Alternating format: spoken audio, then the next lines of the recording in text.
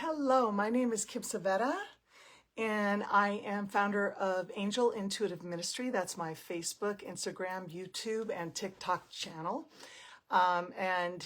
You can subscribe and go to that website for intuitive prophetic therapy. I'm also the founder of 333 Repeated Number Sequence, Language of the Angels. And this morning, I'm just going to talk a little bit about my encounter in heaven through inoperable cancer. And before I do that, I would like to talk a little bit about what happened when I was praying, what I received over this day, and everybody that's viewing today. Excuse me. I just was praying over this live, and I was given a vision of someone that is immobile from anxiety, like they're not really able to actually, go out of the front door. And I received a vision that Jesus is opening that front door for you. And you need to know that God goes before you. And that I saw this like white robe going around your shoulders, and that you're going to be able to feel comforted and protected as you do normal things like go to work or go to the grocery store. And so I just wanted to start with that God is going before you. So I'm just going to talk a little bit about the NDE experience that I had, near-death experience or encounter in heaven that I had through inoperable cancer. And I just want to make sure that So it began many years ago. I was diagnosed with inoperable cancer. And it was that I'd gone through all this medicine, really did like really a lot of healing foods and cleaning my system out. And I tried to go as natural as possible. And then I went to a doctor, and there were just really no answers for me at this point. Without having any answers, I went to the surgeon, and the surgeon was like, "We cannot perform this surgery. It was melanoma, it was metastasized, and it was all the way like intertwined, very, very fragile. So 3 surgeons would not do the surgery on me at all.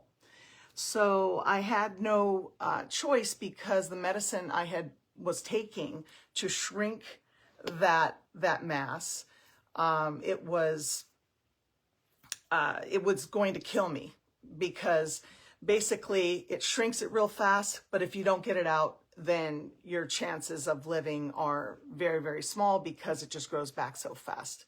So I was at a place where there were really no answers. So, excuse me, I went home, and I went into my walk-in closet to cry, because I just didn't want my young kids to hear me. I was just at this point where I was actually in a place where I was crying, but I was surrendering at this point. It had been many years, and I was just saying to God, I surrender. If you are going to take me, then take me. And I'm going to go, And I don't think before that I had really surrendered. I don't feel like I really surrendered. I felt like I could do it on my own. Like I could heal cancer on my own. I wasn't really reaching out for prayer. I wasn't telling a lot of people, because I was in the public eye. And just, I didn't have a tremendous amount of support. And because it was me, I was thinking, I'm going to do this. I'm going to do this. Instead of like, okay, I can't do this. I can't do this on my own. So I laid down and I was meditating and praying and surrendering and crying and just saying, okay, God, I'm ready to go. If you, are going to take me, you're going to take me. And then I also said, but if I could just live for my children, right? Of course I was surrendering, but I wanted to live for my children. They were young, my husband. And so I just closed my eyes and I was breathing deeply and I was just lifting everything up to the Lord and just saying, I can't do this on my own. And if you're going to take me, you're going to take me. But please, if there's anything, any chance that I could live for my children, please. So in this moment, I was laying on my side in the closet, in the walk-in closet, right? And I'm crying and all of a sudden, I was just unaware of being in the closet. I was transported and taken up to heaven. So there was this mist that I was laying on. So I woke up in heaven. For me, it was heaven. And there was this, what I would describe as this intelligent mist that was the extension of Christ. And when I was there, there was no time delay where I thought something and then there was an answer. There is no time there. And this mist was just the unconditional love of Jesus. Now, what I want to explain to you is that I did not grow up with religion, so there really wasn't like a strong foundation of this is what you're going to expect. This wasn't really in my mind. Any of this experience was not like already in my mind. It was like something that I had learned or that I was conditioned or programmed to understand. So I was just, as soon as I sat up, I was told by Jesus, it was just like a complete mist, right? This glorious mist. It was all white. And the mist was the extension of his unconditional love. There's no really any words that I can use to describe it. And on the horizon was Jesus, this like huge white light that was just emanating. And I could hear his voice inside of my mind telepathically. And he said, do not cross the lines. Now, somehow I instantaneously knew that these lines, I was sitting on the southwest area of this mist, and that I knew there were lines, but I could not see them, if that makes sense. I could not see them with my godly eyes. I couldn't see them with my physical eyes, but I knew for sure that there were lines, and he did not want me to cross over these lines. Then I would be in, I think, his realm, and that wasn't where he wanted me to be. So I stayed there, and he didn't really want me to walk around or anything, or definitely not cross those lines, right? So I was sitting there, and that's when it hit me, that, I was one of those people. I grew up a certain way, and my parents and my family were really burnt out on religions. So it was kind of like, we just want you to receive God in the way that you receive God. And so there was no, like I said, no former knowledge of what to expect. And so then I was one of those kind of people that if I was behind a car and I saw a bumper sticker that said, Jesus loves you, I would kind of make fun of that and be like, okay, that's just merchandise. And what does that mean? Jesus loves me. What does that mean? And I knew. I knew what his love was.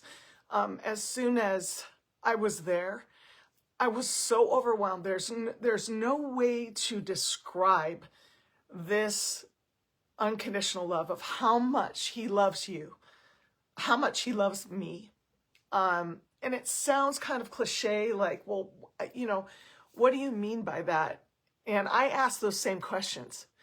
But it was like everything that we're searching for, everything in our spouse, our children, our families that, of course fall short of that unconditional love, because we're all here broken, trying to heal and trying to find him, this unconditional love. And we search everywhere, high and low, but we don't always go to him. We don't always surrender every decision, every breath, every moment to him. And so I knew that in that moment. I was like, I couldn't believe that I had forgotten about him. I knew that I was from there.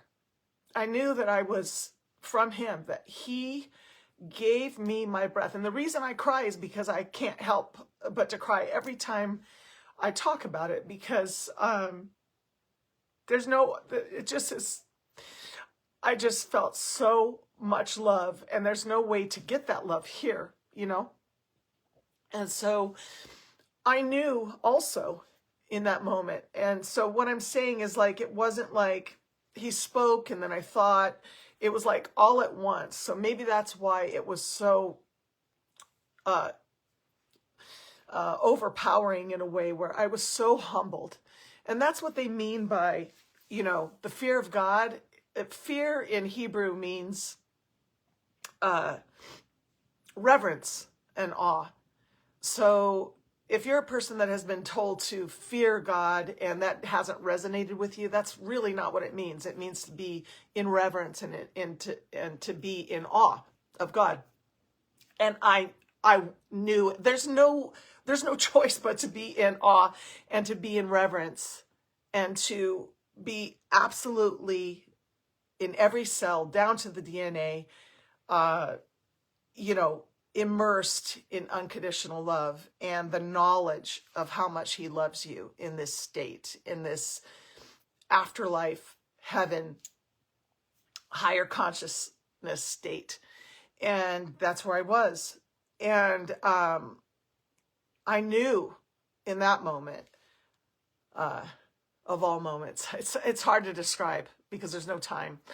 I knew in that moment that the only reason I was alive was that he had given me my breath, that my breath was from him, the creator, God, the light, the way, the truth, the unconditional love that we are all searching for. I knew that my breath was his breath, and I couldn't believe that I could have forgotten him, because, I feel like I came here from this state and the frequencies and the light and the absolute unconditional love, and that there's no, I think the reason that we have to heal here is that when we're in heaven, everything happens with no time. So we have to be able to have his thought, which is absolute love. And that's not what's happening here, right, in the world.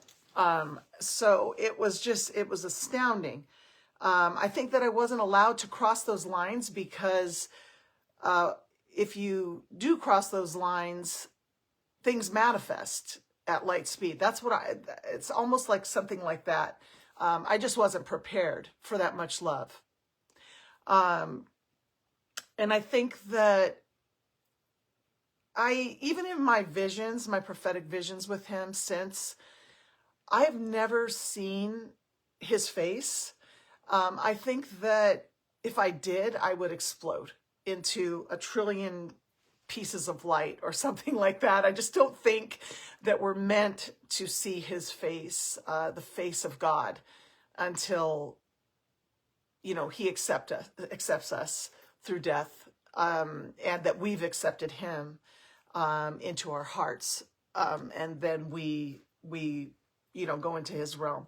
I was just given privy to this outside part, where I had surrendered in a way, which inoperable cancer can make you surrender in a way that nothing else can, I think. There's just nowhere else to go.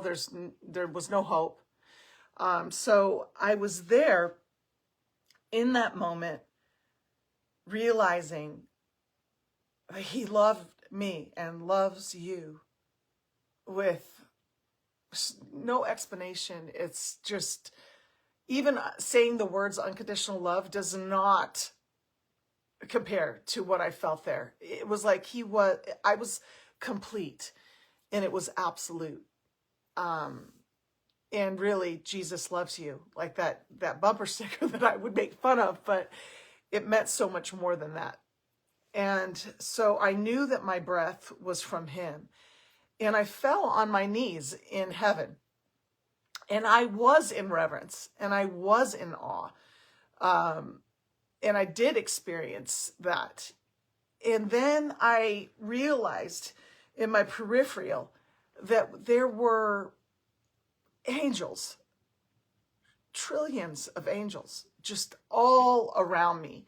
And they were all singing and praising him, praising God. And this praising was not like what we would hear exactly, like, like a choir sing, or, like our kind of voicing. It was angelic, and it was almost like this vibration and this sound. And it was the praising of him. Some people have asked me, well, did it sound like Om? But it didn't sound like Om. And it didn't sound like, like angels singing, like with a human voice. It didn't sound like that. It was just this praise is the only way I can describe it. And it was like vibration and frequency, and matching that of what we consider the word praise. And it was all of him. And there wasn't a feeling that I would ever, I know some people get scared, like, well, when I go to heaven, and then they're like, I'm not me anymore, and I'm nothing, and I'm just like this light, and then I'm just there forever. I've had people say, I'm afraid of that, like, eternity is going to get pretty boring, kind of thing, like people have said that. And in that moment, so there's the reason you might be afraid of something like that is because we're in a body, and we have our egos, right? Like our awareness of self. There's no awareness of self. It's gone. And so you don't miss it. You really don't miss it. It's like just wanting to be there forever. Forever. I never wanted to leave. I did not want to leave. So as soon as I was hearing this praise and came to the understanding that I was from his breath, that he loves me and he loves you in a way that is indescribable. There are no earthly words. There's no verbiage to describe it to you. And I was just like, and I just was on my knees, and I was crying, and I was like, really in a state of not even aware of where I was. I wasn't aware of the closet that I had laid down in, that I was crying and asking to be able to live for my children. I wasn't aware of, I didn't feel the weight of the ground. I didn't feel anything. It was an encounter of an incredible magnitude. I was taken up. And in that moment, I was just like, and I was brought back to my body in the closet. I was aware of the closet. I was aware of the cancer, the weight of my body, the pain in my body, the density of earth. And I was like, no, take me back. Now, I had been asking to live for my children. You have to understand, I would die for my children. I love my children, okay? But I wanted to go back. I did not want to be here. That's how much love is there. And so the answer was that I wasn't going to heaven right now. It was like, you're here, don't cross over. It's not your time. You're not crossing over. And when I shot back into my body, I was so depressed. I was so, I don't know how to explain it, but I just didn't want to be here. I just didn't want to be here, even for my children and my life. It was like it took me a while to just start walking around and get back into my body, even though he shot me back into my body. And so I didn't tell anybody about this experience because I didn't really know what it was, not really. I didn't know that it was an experience, that I could share with other people. I just didn't know that at the time. I was so overwhelmed, and I was so sad to be, back in my body, that it took me a while to get organized back into the body, right? And I know I went to sleep crying, and so here I am with no options for inoperable cancer. There's no option for me. And it's like I had taken this medicine that was supposed to shrink the mass, and then I would be able to get a surgery. There's no surgeon that's going to touch me, right? Because it's too dangerous to do this surgery. Now this medicine is going to kill me within a week. And that's where I was. So I woke up and I got a phone call from a friend that had been supporting me through this whole, 6 years of, different treatments, natural, Eastern, Western clinics, all this stuff. And she said, she was did lymph work on people with cancer at a hospital. And she said one of her patients was talking about this doctor for melanoma, and that he was the best in the world.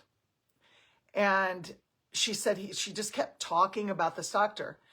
And she said that she felt like God was telling her that this doctor was for me. So I called this doctor and made an appointment. And I did a very dangerous immunotherapies. It was only, you had to kind of like sign your life off, but basically there was really no other option for me. I signed up. It was only going to work on 50% of the people. Didn't work on everybody. And it was pretty dangerous. And so I did it. And it worked. And I'm cured of inoperable cancer. It's no longer in my body. And I believe that Jesus, found that doctor for me. That is my belief. And some people have said, well, maybe your healing was in heaven. I believe, as it is above, so it is below. That healing that I received in heaven manifested that way. Now, why did it manifest through a Western doctor and not just like, bam, I came back, I have no, no mass, no cancer. I think for me, like what I've really learned from that was that I really had an issue with Western doctors, right? Because I had had a lot of really bad experiences with Western doctors my whole life. And I think the Lord wanted to show me that he chooses Western doctors as well as, natural healers. That sometimes your healing is a hybrid way. Maybe it's not just strictly Western, and maybe it's not just strictly, Eastern and natural.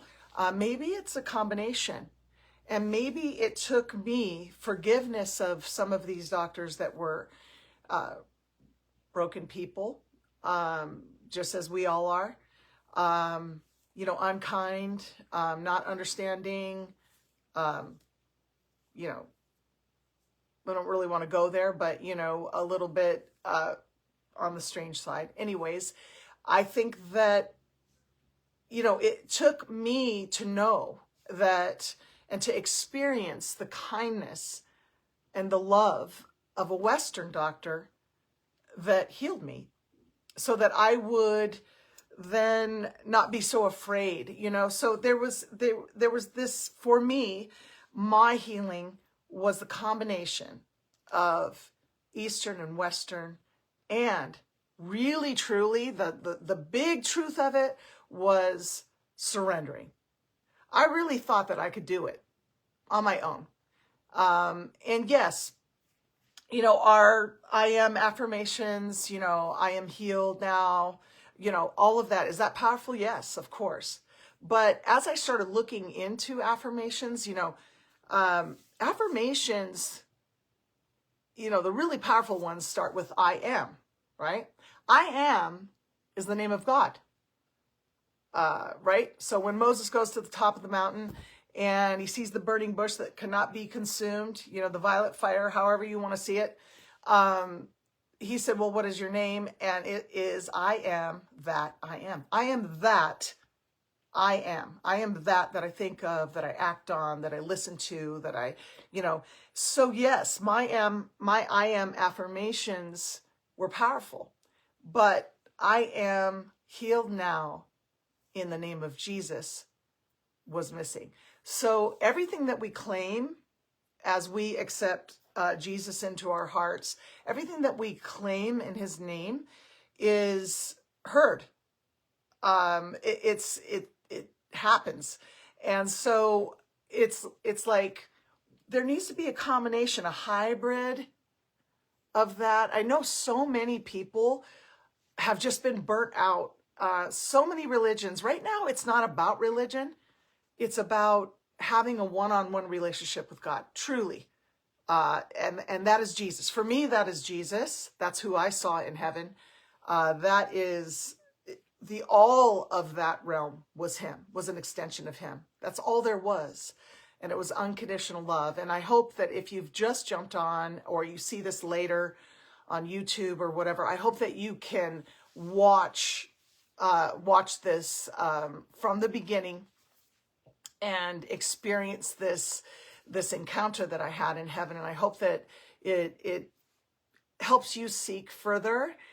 And if you have, walked away from Jesus or, been hurt, really hurt and damaged by a particular religion, just know that he was not religious at all. And so that it's really important to, call to him. So why did I make this group 333 repeated number sequences, language of the angels? Because I was inundated with 333. If you look at my videos on that or my blog, that's Jeremiah 3:3:3. Call to me and I will show you things that are unsearchable and unknowable. That's prophetic vision. That's why I was inundated with it. And so my blog and my videos is not just what other people have written. This is my own writing. And that's why I started this group, in hopes that, it's not just a quick pocket meaning like, 111 means, so you need to look at it and how does it apply to your life right now? And what are you thinking about? And how is God speaking to you? How is God sending his angels to you to intervene in your life through these messages of, repeated number sequences and synchronicities in your life, and even prophetic visions that you might be having. So that is my story for you about my encounter in heaven. And I just want to thank you for listening and sharing. And if you have any questions, please comment. And of course, I would love for you to subscribe to my website, Angel Intuitive Ministry, where I do prophetic therapy sessions. And also my YouTube channel, Angel Intuitive Ministry, also Instagram, TikTok, all that good fun stuff. And I am the founder of 333 Repeated Number Sequences, Language of the Angels. And there's now like over 100,000 people on there, I think, because so many of us are seeing these synchronicities in repeated number sequences. It's not astrology. It's not numerology. It's not, alien languages. It's not anything like that. It's a wake-up call from heaven. And so we are meant to look into that. And so, okay, I love you. I hope that you have a wonderful, wonderful day. And I hope to talk to you soon. God bless. Okay.